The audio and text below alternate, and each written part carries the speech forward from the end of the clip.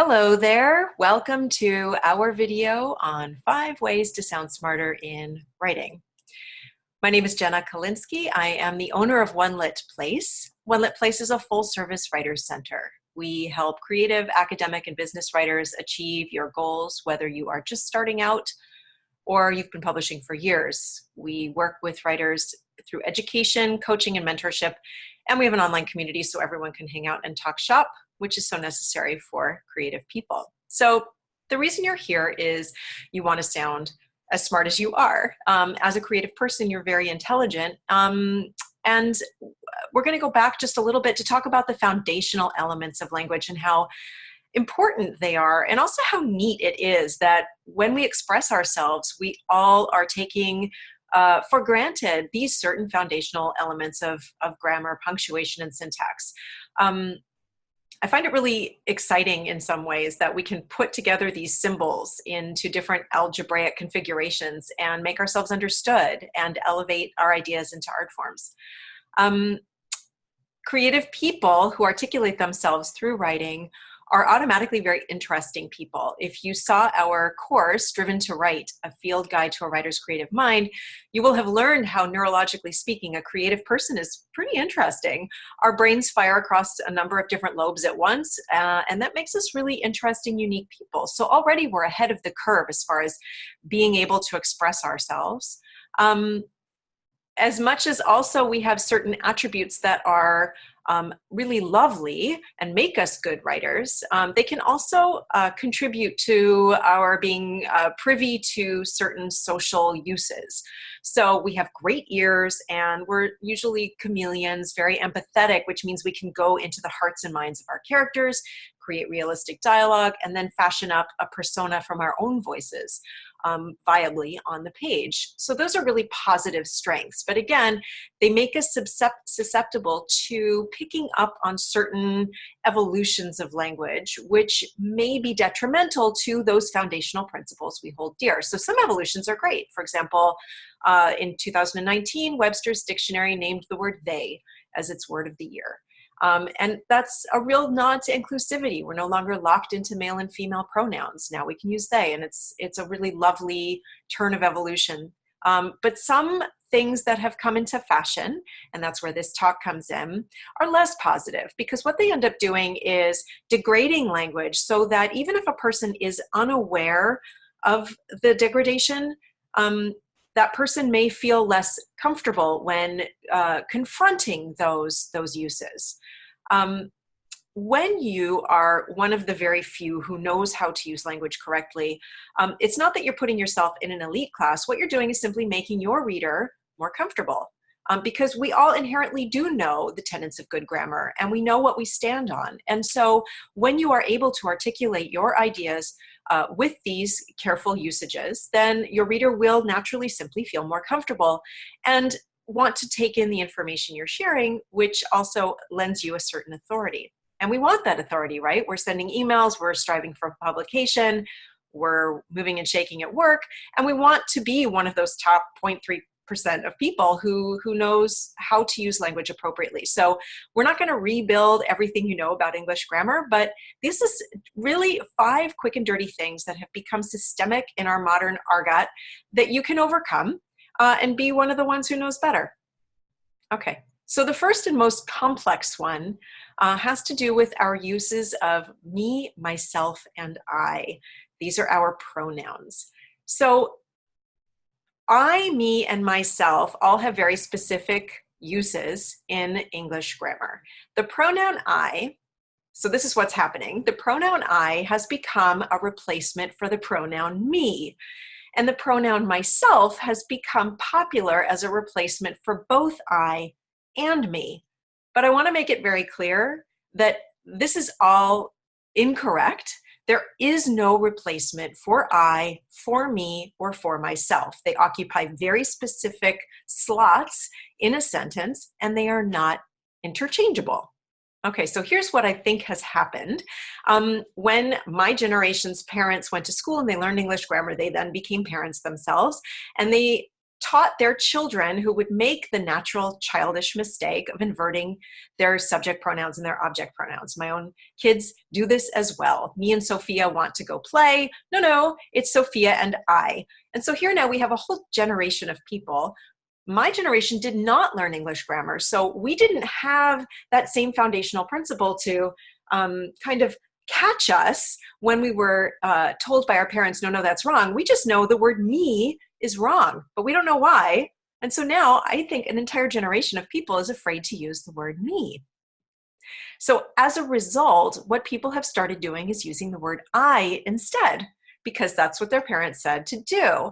So now we're seeing a lot of come to the party with Bryn and I. Or you can see from this screen capture, this is an ad that I saw today. Wanna join Jill and I for our 5-day challenge? It hurts me. That's incorrect. Okay, so now we have people using I as both the subject pronoun, which we'll get to in a second if that's not clear what that is, as a subject pronoun, but you can't use I in 2 different positions in a sentence. That's just kooky. So inherently, again, even if they don't know why it feels weird, they know they can't use I twice, so people are grasping for some substitute. In the pronoun family, the word myself looks, on paper at least, like it would be the next viable replacement, even though it's completely wrong. So using the word myself in place of me, or now in place of I, because people are super confused, is as incorrect as using the word sandwich. So here we see myself and Bill will be hosting the meeting. Please reply to myself or Cheryl to let us know you're coming. We see this all the time, particularly in business circles. Again, people are afraid to use me, and it might also be that now they think it's like an ugly word. It's too short. I don't know. So, oh, myself, that's so much more elegant. But, so is Lucinda. Just use Lucinda. All right. So here to recap, we have, in an effort to avoid the word me, people are using I. However, you can't use I in 2 positions in a sentence, so an even more valiant attempt to find a replacement for I and me, they've turned to myself, all of which are incorrect. Carl gave the document to Bob and I. Myself and Kim are coming to the event. Charles has written to explain to myself and Kim what happened last week. These are dreadful. So now we're going to learn, just quick and dirty, what the correct use is. So in a sentence, there is typically a subject. This is the thing or the person doing the doing in the sentence. Then we have the object or the indirect object, which is the recipient of the action of the verb. Hold the phone. I'll explain. So for example, John gave me a present. John is our subject. He gave me a present. And I think we automatically know what the subject pronouns are. Here's a list: I, you, he, she, they, we, and you. Those are our subject pronouns. I am so frustrated with our current government. No one says me is so frustrated with our current government unless you're a cave person or a little kid. They're still learning. Then we have our object position. So we have the subject doing something to the object, for the object. Talia gave me the best gift. In this case, me is an indirect object, but it's on the other side of the giving, on the other side of the verb.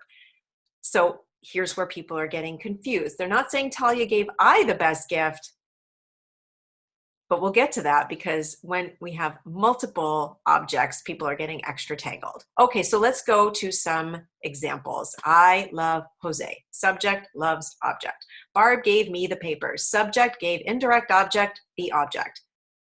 Me. They invited me, Bill, and George to the meeting.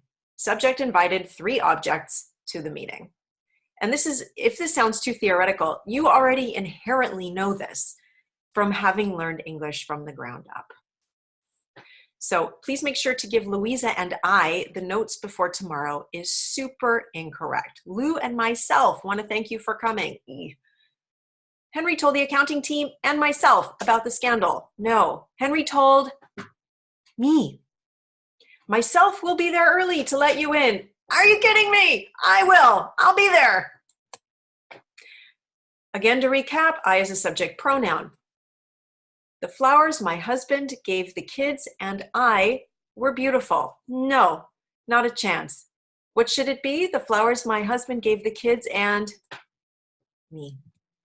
Me is the object pronoun. The flowers my husband gave the kids and me were beautiful. Yes, yes, yes, yes. That's so nice. Okay, now the rule on myself is very specific. Myself is a reflexive pronoun. The only time we use myself is to point out how unique or special it is that the subject did something, him, her, or its self, or their self. I went to J-Lo's house in the Hollywood Hills, and would you believe she answered the door herself? Amazing. Or, ooh, what happened to your kid? Oh, she got into the scissors and cut her hair. Gave herself a haircut. Okay. So it's extraordinary, unique, special that the person did the action, him, her, or their self. That's the only time we use myself. So if you use myself in place of I or me, it must mean clearly that you have a friend or a colleague who is unfortunately named myself. Myself and Bob will be there. If you do not have a colleague named myself and your instinct is to use myself in any way except for in a reflexive sentence, please sit on your hands and then run into the kitchen and bake something. Okay, so I referenced this earlier. People do get tripped up on multiple subjects and multiple objects. So while you're not going to say, the flowers my husband gave I were beautiful, you would never screw that up. But the flowers my husband gave the kids and I, some people do screw that up because we have a multiple object. So here you can see multiple subjects. Bill, Louisa, and myself are hosting the meeting. No. That's where they get tripped up. Myself and Abe will be there. So these are multiple subjects. All of those are incorrect. They should be I. Incorrect multiple objects. No one spoke to Rob or me about the changes. Claudia thought she should have a word with you and before we go into the appointment. Okay, so when you're not sure, just separate out your subjects and separate out your objects, and you will 100% get it right every time. Bill and I are hosting the meeting. If you're not sure that this is correct, Bill is hosting the meeting. Copy that. I am hosting the meeting. Copy that. Myself is hosting the meeting. Duh! No! Now we have objects, and objects are the sticky one. That's where people insert the I when they should be using the me. So Bob and Mary are hosting a party for Jim and me. And ooh, I'm not sure, my mom would have corrected me. Just pull them apart. Bob and Mary are hosting a party for Jim. Lovely. Bob and Mary are hosting a party for me. So sweet. Of course it's correct. And you would not say Bob and Mary are hosting a party for I. Again, when it's a single object, people don't make that mistake. It's only when we have multiple objects that people inadvertently use either the I or the myself. But object position is me. Okay, if all that sounded very complicated, your most important takeaway is this. I has its position in the sentence, me has its position in the sentence, and myself is never a substitute for either one of them. Wait, and myself does have a very specific use when you give yourself a haircut. Okay, number 2, your email greeting and dialogue. I get a lot of emails in a day, and many of them do not use commas in the greeting. So the correct rule with commas and nouns of direct address is to use a comma prior to and following the noun of direct address. So let's drive, Charlotte. Mom, are you busy right now? There will be a comma on either side if the word is in the middle of a sentence, or certainly before it or after it if text follows. So when I get an email that says, "Hi, Jenna," with no comma, I know that they don't know and they haven't taken the time and the effort to recognize, oh, my name is a noun of direct address, and it should be flanked like little earrings by commas. There's no misreading there. It's just sloppiness. But a misreading can come in a sentence with someone's name when you don't have a comma. So look at this. I don't know Mary. That can mean, and actually without a comma, it only has one meaning. I've never met Mary. However, if I'm speaking to Mary, if this is a line of dialogue, then it's completely incorrect. It needs to be I don't know, comma, Mary. So we need our commas. They tell us when to breathe. And I've started a comma video series on exactly that. There are many uses of the comma, but the first and most important use is our commas tell us when to breathe. That's very important. Number 2, they make sure that the line is clear. So look at these examples down below. You've got this babe. Which babe? Are you ready to eat George? Are you ready to throw dad? How rude. So the rule is, if you are addressing someone in an email and you use the word hi, hello, how's it going, and then the person's name, earrings of commas. In dialogue, earrings of commas. Number 3, the reason is because. We hear this 8 gazillion times in a day. I hear it on television. I hear it on the street. My kid's teacher says it. It's endemic. So what I will share with you now, which will also make you cringe going forward, and I do apologize, but such is life, is it's called a mixed construction. It's also just basically doubling up on words. We don't need to say the reason is and because. It's double use of words, and we all want clean, lean sentences. So you will hear people say, the reason I am late is because my car wouldn't start. We don't need all those words. You either say, the reason I am late is, and then give the reason. Or, I am late because, give the reason.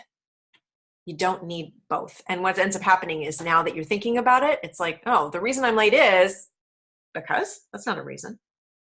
And the reason is has become a very common tick in North American English.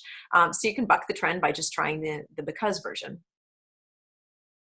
So now you are freed of the tyranny of all those extra words, and you are now in the top 0.3% who knows better.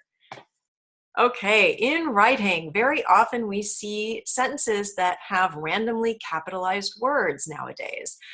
I have a theory on this, and it's based on our social media use. People scroll through their social media, Facebook, all the time. We don't stop and read as often as we do scroll. So we're getting a lot of information. We're printing in our brains sentences that are capitalized for specific conventions, titles, website content, marketing materials. Those have a different capitalization standard than normal prose. So in English prose, you do not capitalize anything except the first letter of the first word and any proper names in the sentence. That's it. We're getting there. Number 5, not everything is less. Sometimes you have fewer. So less has become a catch-all for every situation in which you have reduced numbers or amounts of things. There are less people here than there were yesterday. That's incorrect. There is no excuse for it. So it's just laziness, really. Few is for things you can count. Less is for things you cannot count. They are not interchangeable. I am trying to eat fewer cookies this winter because last winter I was a cookie maniac. I'm trying to eat less sugar because sugar is bad for you. You see the distinction? Cookies are countable. Sugar, beauty, air, love are not countable. If it cannot be counted, it's less. If it can be counted, it's few or fewer. Buy our product and you will have less emotional breakdowns. We hear this now from like government leaders, people on television, writers for television ought to know better. But again, they are creative people with good ears, and they are just feeding back into that loop of what everyone is now saying. Okay, here are some extra word usages that you can be aware of in order to sound smarter. So we have the very common your, and your. To, and do, accept and accept, affect and effect, amount and number, and then fill words that we want to avoid. So the most egregious of the your, and your is obviously your as the possessive pronoun, like your mom is so amazing, or your, which is the contraction for you are. I think very often our autocorrect gets the better of us and it just decides to change our yourses around. So we do need to be conscious of making sure that we are writing the correct your, because again, you want to be one who gets it right. To, and to, this is also likely a matter of simply paying attention, right?